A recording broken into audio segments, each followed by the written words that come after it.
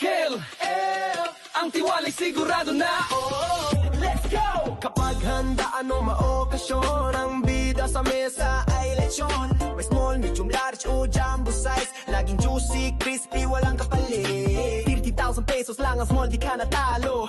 Medium 15,000, saktong-sakto, lag 17,000. Panalo sa bigayan, jumbo hanggang 22,000. Lahat ay busog dyan. Lynn's House of Lechon. Sa Tabuk City, mo lang matitikman. Estranyero Street, Bula na Norte, malapit lang sa JNT. Tara na, bes.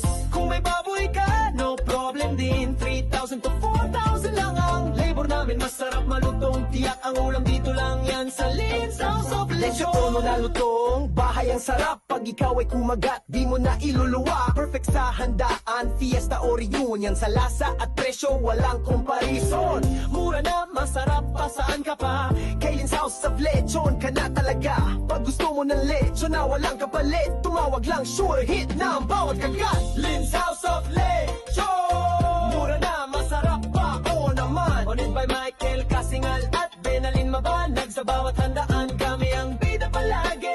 Call or text, wag kang mahihiya. 090525107110. Tawag na, Lynn's House of Lechon. Subong na yan. Crispy juicy, sulit na sa bayan.